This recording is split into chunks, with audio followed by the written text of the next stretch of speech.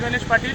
आज ही परिषद घेण्याचं कारण असं आहे की आपल्या गावातून ही जी वेल कंपनीची सांडपाण्याची 1.5 ते 2 डायमीटर असलेली जी पाईपलाईन जात आहे ही आपल्या गावासाठी अत्यंत धोकादायक आहे। या पाईपलाईन सांडपाण्याची असून या पाईपलाईनचे या कंपनीवाल्यांकडे कोणत्याही प्रकारचे लेआउट नाही आहे।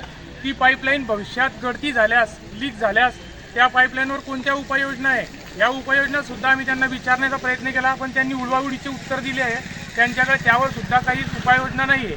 आणि प्लस पॉईंट असा आहे की त्यांनी घराच्या समोरून ज्या व्यक्तीच्या घरासमोरून पाईपलाईन गेलेली आहे त्या व्यक्तींची सुद्धा NOC घेतलेली नाही आहे। ही पाईपलाईन गावातील जवळपास 150 ते 250 लोकांच्या घरासमोरून गेलेली आहे, परंतु एकाही नागरिकाची त्यांच्याकडे NOC नाही आहे। आणि ही पाईपलाईन जी आहे ही सांडपाण्याची असल्यामुळे कोणत्या कायद्याअंतर्गत ह्या लोकांनी गावातून नागरी वस्तूतून ही पाईपलाईन घेऊन गेले त्याचं उत्तर आम्हाला हवं आहे।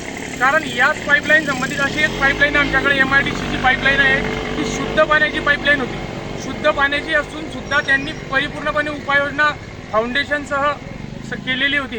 जागोजागी त्यांनी त्यांच्या यंत्रणा बसवण्यात आल्या होत्या, पण ही पाईपलाईन जी आहे ती कोणत्याही प्रकारच्या हेतूने केली गेलेली असेल असं नागरिकांना वाटत आहे।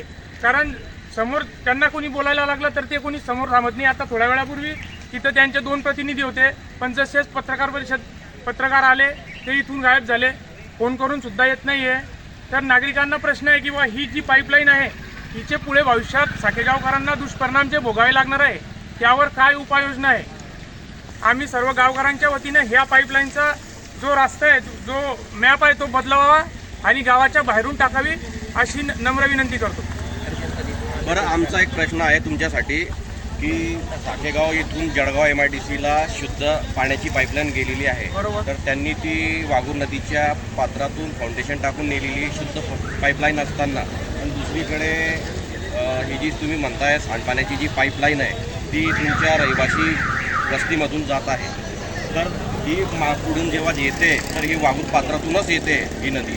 तर जर पाईपलाईन जळगाव विभागाला गेलेली आहे ती त्यांनी हायवे रोडला पॅरलल अशी नेलेली आहे। त्यांनी त्या ठिकाणी प्रत्यक्षात फाउंडेशन तयार केलेलं आहे, परंतु ही सांडपाण्याची पाईपलाईन जी जळगाववरून दीपनगरला जाते तिला कोणत्याही प्रकारचं फाउंडेशन केले गेलेले नाही आहे। नदीमध्ये खड्डा खोदून ही पाईपलाईन टाकली गेलेली आहे। उद्या उठून जर ती पाईपलाईन नदी पात्रात लीक होते तर साखेगावकरांना, साखेगावातील गुराढोरांना, साखेगावातील शेतकऱ्यांना तसेच साखेगावातील वाघूर नदीचे पाणी जात असलेल्या शेळगाव बॅरेजपर्यंत संपूर्ण तालुक्याला धोकादायक आहे।